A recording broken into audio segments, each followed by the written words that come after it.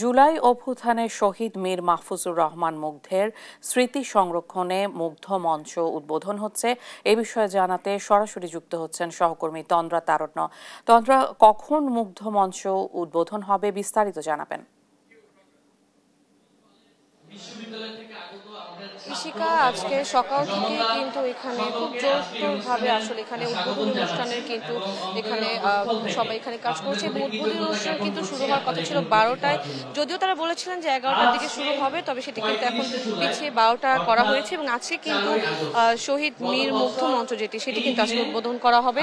এবং আজকের এই অনুষ্ঠানে কিন্তু আজকে এখানে কিন্তু মীর মুগ্ধর ভাই তিনিও কিন্তু আজকে এখানে এসেছেন। এবং আসলে যদি একটু বলি যে জুলাই গণঅভ্যুত্থানের বীর শহীদ মীর মাহফুজুর রহমান মুগ্ধের স্মৃতি সংরক্ষণ করার জন্য কিন্তু আজকে এখানে অর্থাৎ রাজধানীর উত্তরের রবীন্দ্র সরণিতে এই মুগ্ধ মঞ্চের উদ্বোধন করা হচ্ছে। এবং এই উপলক্ষে কিন্তু আজকে সকাল থেকেই আমরা দেখেছি যে এখানে কিন্তু বিভিন্ন ধরনের তারা কর্মসূচি রেখেছেন, যেমন আর্ট ক্যাম্পের ব্যবস্থা রেখেছেন, পারফর্মিং আর্টসের ব্যবস্থা রেখেছেন এবং যা ডকুমেন্টারি শো কিন্তু আজকে এখানে দেখানো হবে। এবং এই সবগুলো এছাড়াও কিন্তু আরও অন্যান্য আয়োজন রয়েছেন এবং এই সবগুলো আয়োজনে কিন্তু এখানে ঢাকা উত্তর সিটি কর্পোরেশনের তত্ত্বাবধানে করা হয়েছে। আমরা একটু চেষ্টা করবো একটু একজনের সাথে একটু কথা বলার, আমি চেষ্টা করে থাকি সিটি কর্পোরেশনের কথা বলার। একটু কথা বলি, সেটি হচ্ছে যে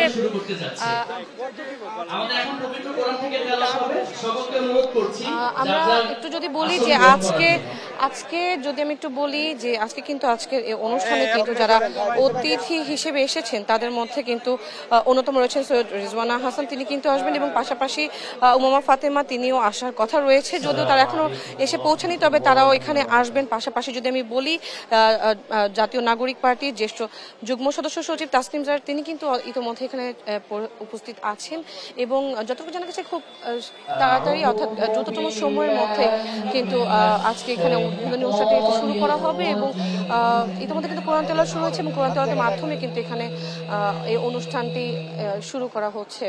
যদি একটু জানিয়ে রাখি যে মীর মুগ্ধের আসলে তার স্মৃতির স্মরণে কিন্তু আজকে এখানে আজকে মুগ্ধ মঞ্চটি এটি উদ্বোধন করা হচ্ছে।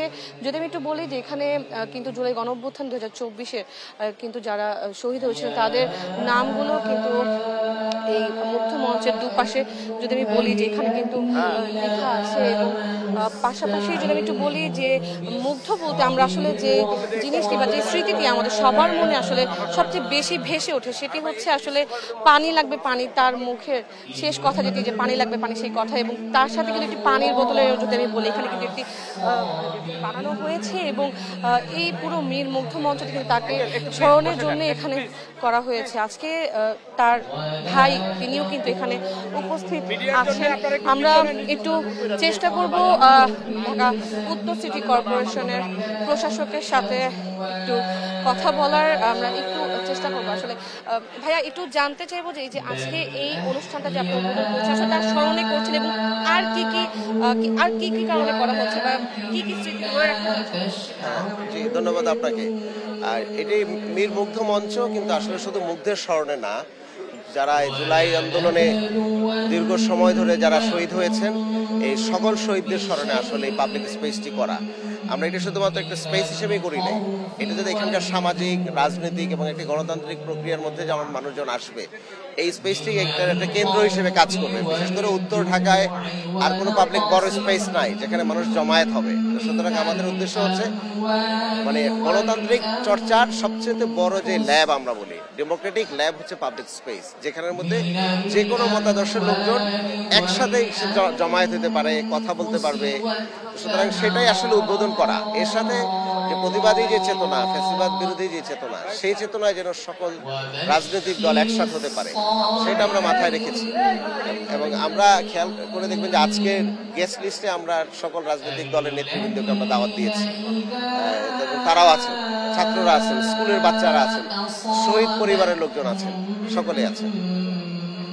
আপনাকে যেমনটা বলছিলেন যে আসলে এই মুগ্ধ মঞ্চ শুধু মুগ্ধর জন্য নয়, এটি কিন্তু আসলে যারা শহীদ হয়েছে এবং যারা আমাদের যদি বলি যে জুলাই যোদ্ধা যারা ছিলেন তাদের সকলকেও কিন্তু আসলে স্মরণের একটি প্রতীক হিসেবে এটি থাকবে। তো এই ছিল আমার কাছে উত্তরা রবীন্দ্র সরণি থেকে সর্বশেষ। তন্দ্রা, অনেক ধন্যবাদ আপনাকে। জুলাই অভ্যুত্থানে মীর মুগ্ধের স্মৃতি সংরক্ষণে মুগ্ধ মঞ্চ উদ্বোধন হচ্ছে, সর্বশেষ তথ্য জানছিলাম সহকর্মীর কাছে।